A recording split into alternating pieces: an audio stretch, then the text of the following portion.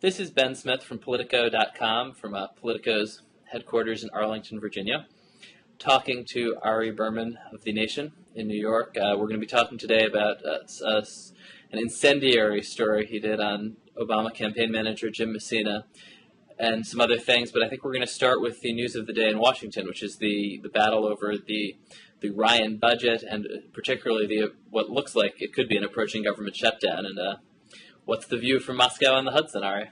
Well, it's very gray and rainy here, just like Moscow, Ben, befitting our reputation.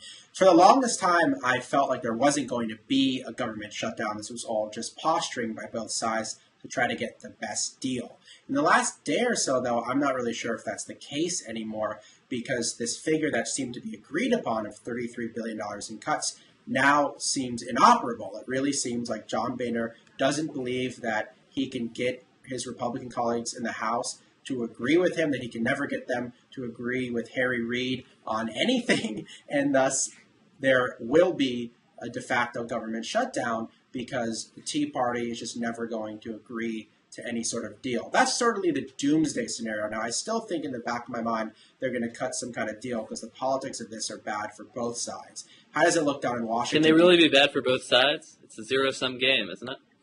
If you look at the polling, do you not think the politics of this are good for your side? If you look at the polling, it looks bad for both sides. I mean, I just think that this is going to reinforce a notion that Washington is ungovernable, which is going to hurt Republicans and Democrats alike. It's going to drag everybody down, my feeling. I don't think this is going to be like 1995 where one side has a clear advantage over the other. You see it differently? Yeah, I think it's only good for Donald Trump. No, just joking. I mean, I don't know. I think you're definitely right that there's this perception, which Boehner, I think because it's true, has really benefited from, that he can't control his caucus. And so he can go back, he can go to the president and say, look, I can't, it's not up to me. These crazy guys aren't going to compromise. And that gives him a huge amount of leverage that Obama doesn't have. Obama, has not wanted to fight the way Bill Clinton fought last time. To see this as just an all-out kind of tactical war. He finally went on TV today and engaged, but at this point, quite late in the day. He hasn't chosen to sort of define himself around this budget fight and to make it the kind of moral issue that I think a lot of his supporters would like. Which I find really surprising, because you think the budget would be a perfect opportunity for him to talk about his economic agenda and contrast it with that of the GOP. But that message has really been lost. I mean, Obama has retreated into the background, and this has basically been a conversation about cuts. Whose cuts do you think are better? The Democrats' cuts, which are thought of as more of a scalpel approach, or the GOP's cuts, which are thought of as more sweeping? But this is still a discussion about cuts, which I think plays to the Republicans' advantage. What would you like him to say instead? I mean, I would like him to say, here is my plan to create jobs. Here is my plan to get the economy moving again. And in terms of talking about the debt, if we're going to talk about it, we have to talk about it in the context of how it fits into our economic recovery. Instead, what I think he's doing is, I think he's saying, okay, I agree, we need to cut. I agree with you guys. I just disagree on how to get there. And that's a two-step message. And I think that nuance in the Obama message is being lost on the American people, because the Republicans have a very simple message, which we need to cut, cut, cut. And the Democrats, I don't think, have done a very good job of pointing out what the effect of those cuts would be. Yeah, I mean, I think Obama's political team, to some degree, has lost faith in, the idea that liberalism, the progressivism could sell the way they thought it could in the first 2 years, that these programs would kind of vindicate themselves. And so I think, yeah, you're seeing, I mean, Mark Penn wrote a column today in Huffington Post that I imagine had a lot of folks kind of, just up in arms a bit, in which he said that Obama ought to be shadowboxing himself, and that's what the president should be doing right now, is not fighting the Republicans, but fighting his own image as a big spending liberal. But to some degree, that does seem to be what he's doing. Yeah, that's what he's doing. That's what's funny. I mean, Penn, we could talk about him later. My feeling is he is a one-note, one-man band. He always says the same thing over and over again, which is that whoever politician he's advising needs to move to the center. And I would argue that the Obama administration has been and is in the political center. One of the problems that they had in the last few years is they didn't make a case for their own spending for the things they did. So, for example, we saw this in the stimulus fight. 95% of Americans got a tax cut in the stimulus, but only 8% knew about it. So that's the kind of thing where if the administration's not communicating what they've done on the recovery, it makes it a lot harder to then go out and say, okay, we need to spend this more money, we need to invest in these government programs to try to get us out of it. Do you basically think the Penn advice has now become conventional wisdom in Washington? I mean, I think Bill Daley was of that camp all along, warning that healthcare was too big and too left-wing. And Bill Daley has been of that camp, for decades, really, thinking that the Democratic Party needs to the Democratic leadership needs to sort of actively resist its liberal interest groups. And so the choice of Daley and the whole sort of second-term agenda, I don't know if, they would loathe the idea that Mark Penn was in some way influencing it. But it is certainly closer to that Clinton second 2 years playbook. And although I think I think they're sort of going more for above the fray than this sort of active center-right Clinton.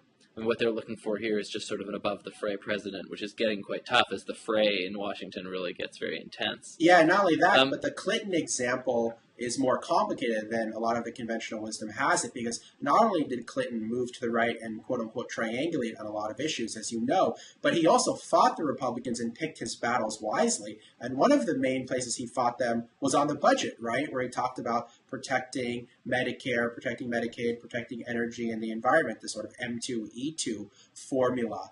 And Obama hasn't seemed to show a similar willingness to lay down the marker. Now, today he rejected the GOP's plan, so maybe he's digging in a little bit, but he hasn't sort of broadly set up the spending fight with the Republicans like Clinton did and really engaged in a showdown with Boehner. He's much less willing to do that than I think Clinton was. Yeah, I was talking to a former Clinton aide today who was saying, for all that they knock us for being kind of center-right and compromisers, or center-left, or whatever we were, we were fighters, and that Clinton gleefully went to war with Newt Gingrich over the budget repeatedly, and basically, in retrospect, looks like he won those fights in a way that Obama has not wanted to turn this into a defining fight, which puts him on one side and the Republicans on the other. No, Obama just seems like he wants to cut a deal and get on to the next topic, because I think he is worried, justifiably so, that if he doesn't get some sort of deal, it's really going to hurt him because he'll be viewed as not having control of Washington and will become, instead of a Clinton-esque figure, much more of a Carter-esque figure, not really being in control of his own party or his own government. So that's why I think they want to strike a deal. They don't want to strike an egregious deal, but I still think they want to strike a deal at the end of the day. I think more so than the Republicans who are influenced by the Tea Party do. Anyway, speaking of another topic, you wrote a piece about Jim Messina, Obama's campaign manager, probably the first many people had ever heard of the guy, that really touched off a very entertaining sequence of events in Washington. But I guess, I'd love to first of all return to the substance of the piece, which is, why are people on the left uncomfortable with this guy? Yeah, well, I guess unbeknownst to many people in Washington, there was a fourth war launched this week, which, as you chronicled, was the war to define Jim Messina, which I guess I'm guilty of starting. You fired the first shot. I fired the first shot. I had heard a lot of things about Messina for a pretty long time. I mean, dating back at least to the early 2000s when I was doing more reporting on Max Baucus, saying this guy's a pretty powerful operative. He's made a lot of enemies, but no one's really looked at him yet. And so that's why, knowing that he would become Obama campaign manager, I wanted to look at the substance of, who is Jim Messina? What has he done in the White House? What has he done working for Max Baucus? What will that tell us, if anything, about the campaign that Obama will run in 2012? And my feeling was Messina was a very powerful guy most people hadn't heard of. And his career, in part, was marked by his clashes with progressives on issues, for example, in the administration, like healthcare, like gay rights, two issues that he worked on, and that these clashes were pretty noteworthy, and in a way, he was functioning as a deputy of sorts, a Rahm Emanuel-like character, and then when Rahm left, obviously he didn't assume the role of Rahm because Rahm is bigger than life, but he took on that role of an enforcer for the administration. And I thought that raised some interesting questions about the kind of job he was going to do on the 2012 campaign. So that was how the first shot got fired. And then, of course, there was a lot of frantic pushback by the administration. But I think it's been, on the whole, I think a pretty good discussion to have. I mean, I guess, my objection to the piece, to some degree, was not that you got anything wrong, but that why would anybody think Jim Messina was making these decisions? He was implementing and trying to handle the politics around decisions that were going to make the gay and lesbian community and some healthcare advocates unhappy. But why blame him? Like, he's really just the messenger here, no? To an extent. I mean, the piece is called Obama's Enforcer, so I make it pretty clear who Messina is working for. I also think it's telling, though, that Messina spent so many years working for Max Baucus and then spent 2 years working for Rahm Emanuel. I mean, I don't think it was a coincidence that Messina was working under Rahm and that Rahm wanted Messina to work under him. He was, to an extent, carrying out what the administration wanted. But I also think if you look at his relationship with progressive activists on healthcare reform, for example, or his relationships with progressive activists on Don't Ask, Don't Tell. I mean, if there had been a different person in that position, there might not have been as much tension. I mean, Messina was very much reflecting the Rahm Emanuel view in the Obama White House, which you could just say was Obama's point of view, but as we know, there were divides in the White House over a lot of issues on policy matters. And Messina was often on the side of those arguing in favor of the inside strategy, arguing against progressive activists. So regardless if he was or was not just carrying the president's water, I still think that's interesting in terms of what it tells us about what 2012 will look like, because if he has Obama's blessing to operate this way, then I think we're going to see that the 2012 campaign will look a lot different than the 2008 campaign, which was inevitable anyway, but perhaps even more broadly. And where Messina was the deputy campaign manager, right? He was Pluff's right hand. He was very central to the 2008 campaign, wasn't he? Well, he came in late. He came in June 2008 when the Obama campaign was just ramping up for the general election as the campaign's chief of staff. And he really made sure that the trains would run on time. He wasn't a central strategist or a central advisor. So I think he'll have a much larger portfolio now than he did before. I was interested, I saw your piece today about this, or maybe it came out last night, where you said that Pluff and Axelrod will essentially be running the campaign like they ran last time. And I'm actually wondering about that because I've heard some people say that too. But if David Pluff is in the Situation Room dealing with Libya, right? And if he's in budget meetings with John Boehner, I don't think anybody's going to be sending David Pluff in to bomb Libya. I think they have other people for that. So you don't think that he's involved in all sorts of senior White House discussions? No, of course he is. But I mean, I think it would be foolish to think that the president ultimately is not a utterly political animal who's obsessed with politics, who's obsessed with his campaign, like virtually every politician, who's has a very intense personal interest in getting himself a second term. And so I think, this is every re-elect since, the late days of the John Adams campaign. He moved into the White House in November, the last couple of days of his of his 1800 campaign. Is going to be run to a large degree out of the White House. The big decisions, the big strategic questions are going to be Obama talking to Pluff and calling Messina and saying, here's what we decided. Which is very hard. I do think Messina will have an expanded role and a broader role, but there's a wide expectation. But it's managing the president's re-election is just not the same thing as managing. But that's what he was doing in the White House also. And he still had a very important portfolio, and he was still put in charge of a lot of important things. So even if he wasn't carrying out those decisions, it's not like he was saying we gotta really screw the gay rights people this week. It was like they had made that decision, and he was the one who had to try to, he was basically the guy who had to show up at the meeting and get yelled at. I think he was doing both. I think that you're understating his role a little bit. I'm going to argue to the death on Jim Messina's behalf in the hopes that he will leak me tidbits of information as the campaign proceeds. It's too late for you since you already made your infamous blog post, the Messina Wars. The mere mention of his name may be viewed as taking sides. No, I do think. I think there's something to it. He's clearly not he's not a man of the left. He's not he's not somebody who came up in the sort of progressive ranks. Neither, though, is virtually anyone around Obama. I mean, David Axelrod really did come up, I guess, on the left in Chicago in a certain way. But Plouffe was a Capitol Hill political operative, just like Messina. And most of the people who, I mean, Dan Pfeiffer, the communications director, had worked for Evan Bayh. I mean, these are professional Democratic political types. These are not movement progressives, by and large, surrounding him.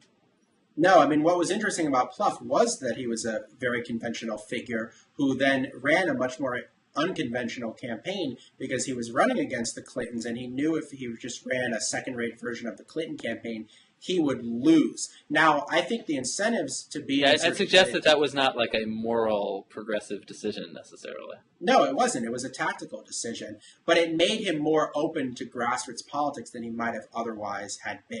I think that seems to be right. And Messina didn't come up as a grassroots guy.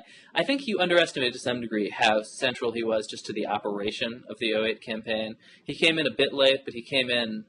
But his job was really just to steer the ship, to mechanically run the thing, and so he was very deep in the weeds. I think I think it's an interesting conversation. It's also, I mean, it seems to me it's just like the typecasting of Rahm Emanuel, which was also not untrue.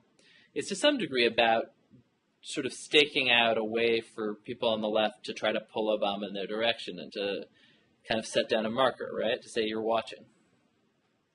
Or is that tactical? With Messina, I think he just reflects how things are different. I mean, Obama is the establishment candidate now. He is of the establishment. He is surrounded even more so in 2008 by very establishment-type figures. And thus, someone like Messina fits into his calculations much better than he might have in 2008. And so I'm not necessarily saying that Messina represents a perversion of where Obama is today. I think he's a reflection of where Obama is today.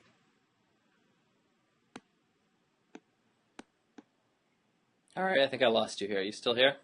Yeah, can you hear me? Yep. I was just going to ask you. I mean, so you were kind of shocked and appalled by some of the reaction to your story, and you thought it exposed some stuff about Washington media. What did you think it exposed?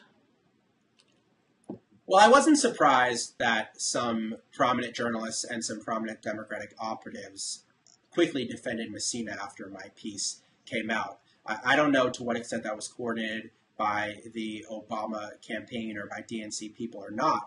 What I thought was surprising was just, not necessarily surprising, but what made me a little irritated was just this front page story in the New York Times about Messina, which I just thought was very substance-free. Whether you like or dislike the guy, it didn't really get into what he's done, who he is. There was a lot of what I viewed as trivial details and a lot of just discussions about strategy without any sort of context about it.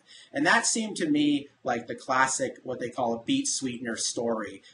Jonathan Alter wrote in 1988 about this process whereby powerful journalists write positive stories about up-and-coming or established political figures as a way to try to get them to tell them more stuff and to leak more good stuff to them on their beat. And I viewed the Zeleny piece as kind of a classic beat sweetener. Now, I don't know if you disagree with me on that one. Yeah, I mean, I guess I would say, I mean, on one hand, I think there's a great tradition of beat sweeteners, and obviously, I mean, remember when I first was covering New York City Hall, my editor said, first thing you do, just go out and write profiles of a bunch of people. Not necessarily glowing profiles, but just talk to them, ask what they have to say, and print it, like just non-judgmental, straightforward profiles, and that this is a great way to get to know the beat and to make contacts. And, this is as old as reporting. I mean, I don't know about that, but it's a very old reporting method, is you just sort of start by profiling the relevant people. And I think I saw the Zeleny story in that light more. I mean, I didn't think it was a grotesque beat sweetener, because it's very easy to tilt from that into just a favor to somebody that comes across as ludicrous. And I guess I did think that the context that you're writing about, the tensions between Messina and some people on the left, probably belongs in any story about him. But I don't know. I guess I felt I'd seen worse. But I did think the way in which, when there was sort of a reaction to your story, it gave people an opportunity to say, I'm with you, Jim. So, I want an appointment in the second term, or, whatever it is. Just like, I'd like it shit, please. Because, and that, this is true for both reporters and for people who aren't reporters, that, like, this is sort of an economy. So I did think you were noticing something there, for sure. Well, and the thing about the time space, I think it's a little different than, for example, you starting out on a job and profiling a bunch of people, because this is going to be the most read piece on him. This is going to be the first that people have heard about him. A lot of people, I mean, obviously, a number of people have seen my story before it came out and it got a lot of attention, but nonetheless, the Times has the widest reach of any paper. And what you would assume is that they would at least dig into, I'm not necessarily even the critique of him on the left, but just dig into, who is this guy? What is his background? What has he done? What issues has he worked on? How is he perceived by people? I mean, I thought all of that was largely missing from the piece, and that's why it was surprising. So I had more issues, for example, with that piece than I did with Mark Ambinder of the National Journal defending Messina, because my feeling was Ambinder, even though I disagree with where he comes out on things, Ambinder just legitimately believes that Messina is on the right in terms of these issues. Where with the Times, I questioned what's their motivation here a little bit more. Yeah, I mean, I guess I think there'll be a lot of there are going to be so many column inches written, or what they used to call column inches written on the on this campaign. There'll probably be space for both. But I do think, I think Jack Schaefer is always calling out beat sweeteners, and it does seem like a valuable service. Well, I mean, but the funny thing is, this is what Alter talked about in his 1988 column, is that does it really lead to a valuable endgame? Because Alter pointed out when he was covering the Washington Press Corps that the Washington Press Corps often missed the biggest stories. They were not the ones to break Watergate. They were not the ones to break Iran-Contra, because they were so obsessed with mingling and cozying up to their powerful sources that they weren't looking around at all of the scandals. They weren't holding them accountable to the degree that they could have been, and they thus missed some of the biggest stories. So I often view that's a sort of a different.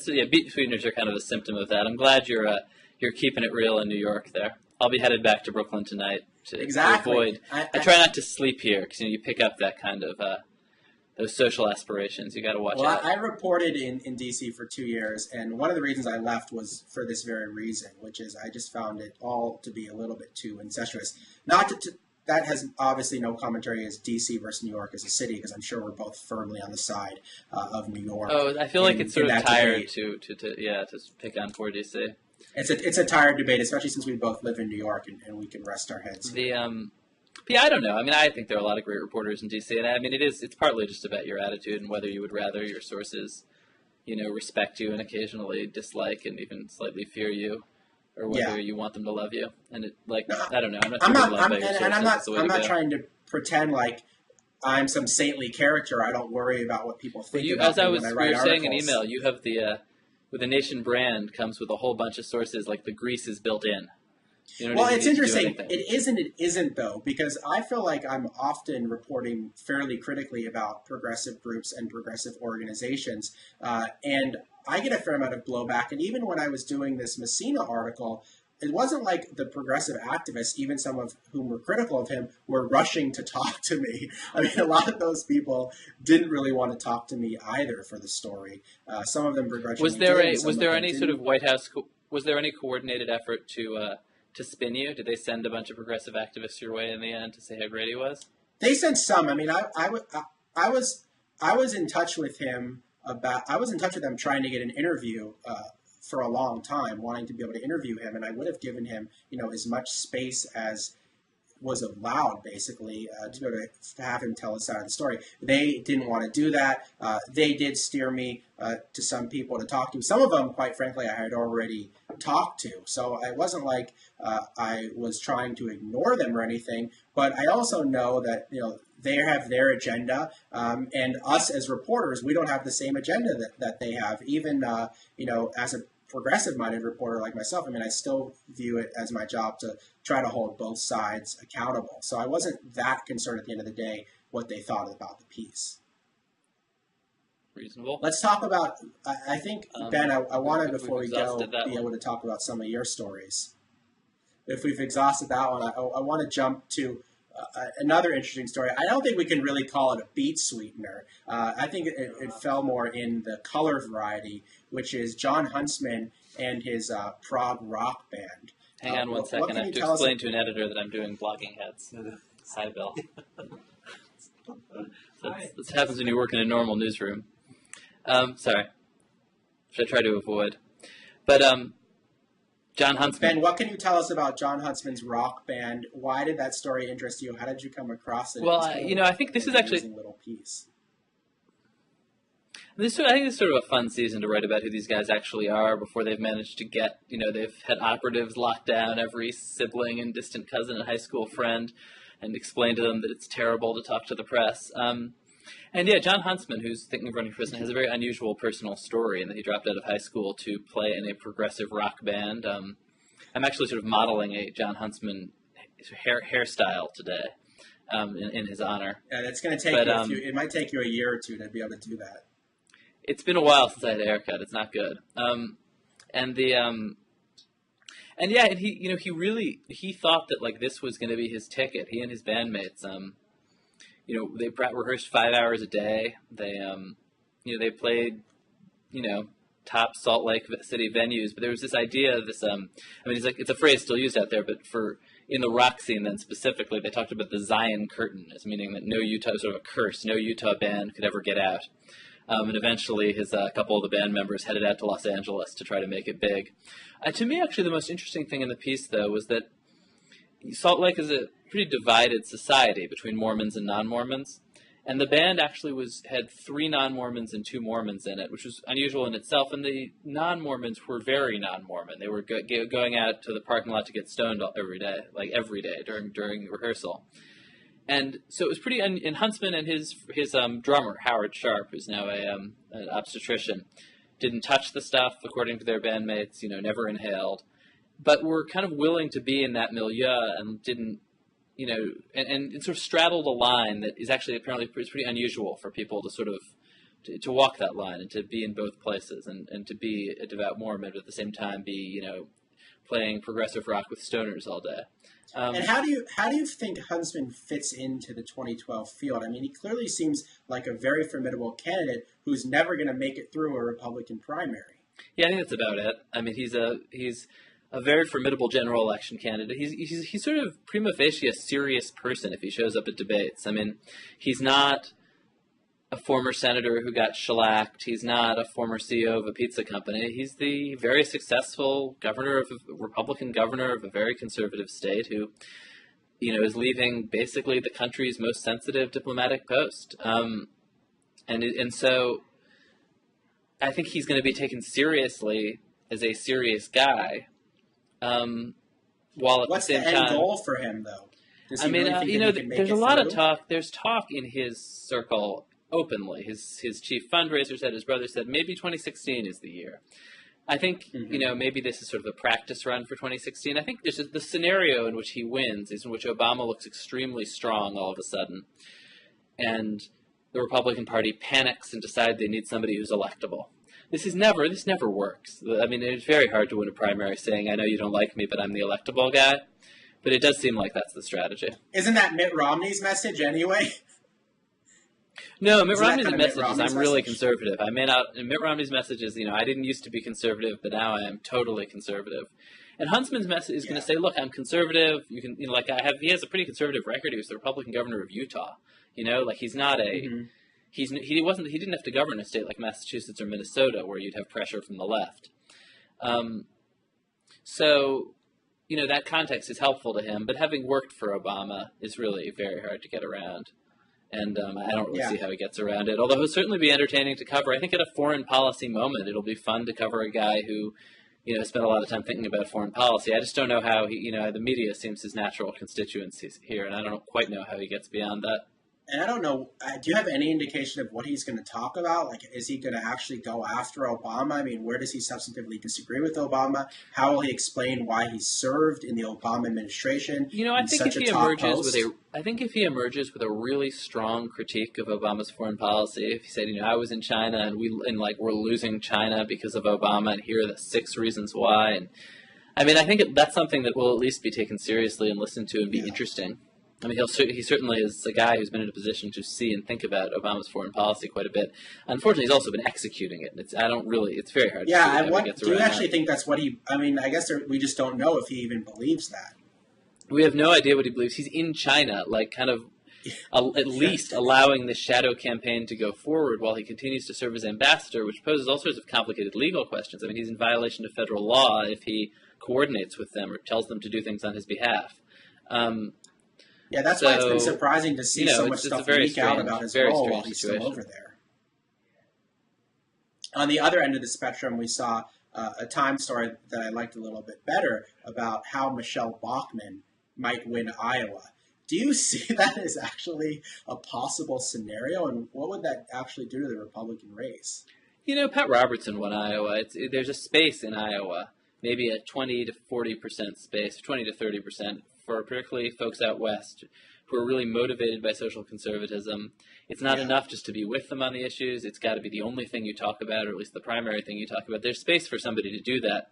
I mean, what it basically, in a certain way, what it does is it hurts a social conservative with a broader appeal who might be able to move forward out of Iowa and sort of build on that, like a Tim Pawlenty.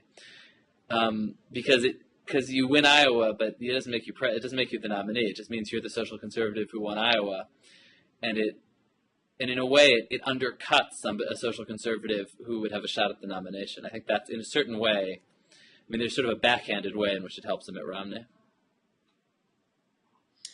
Well, I wonder about that. I mean, the Iowa Republican Party has moved, even by its standards, to the right recently. I mean, social conservatives have taken over the channels of the party. Because of the gay marriage decision, social issues are still a very big deal there, more so than in other states. If someone like Bachmann is running really strong, or looks to be running really strong, do you think Romney's just going to say to hell with Iowa and just basically skip the state and go to New Hampshire and elsewhere? Yeah, I think it allows Romney to say, this was sort of controlled by a sort of smaller wing of the party that doesn't matter. But Iowa's not that straightforward, The governor is Terry Branstad, who beat back a strong conservative challenge in his primary to win. Yeah. This guy named Bob Vanderplaats, who really campaigned. So, it's a complicated place. I mean, the Republican Party infrastructure is not run by social conservatives. And in fact, the Tea Party is just a complicated place because there's this church-based social conservative network that isn't identical to the Tea Party, but is a lot stronger than it would be in other states, and in a way detracts from there being a parallel from the Tea Party being the only force on the right. It's just a more complicated picture out there, and the party leaders, notably the governor, are people who are distrusted by social conservatives. So you still think Romney is going to put in a full effort there? He's going to have to. His whole trick is to not look like he's sweating while simultaneously pulling off a great coup, or coming as close to that as he can. Realistically, finishes second or third, does a little better than expected, downplays expectations, and then crushes in New Hampshire. I think that's basically the plan. Yeah, and so he would like the most scenario. Unelectable social conservative to pull out New Hampshire. Yeah, absolutely. Yeah. So Romney's rooting for Michele on that Bachmann note, right now. As Romney and the readers of the nation are rooting for Michele Bachmann. Okay. But it's been good talking to you, Ari. At least there's convergence somewhere. Absolutely. Thank you.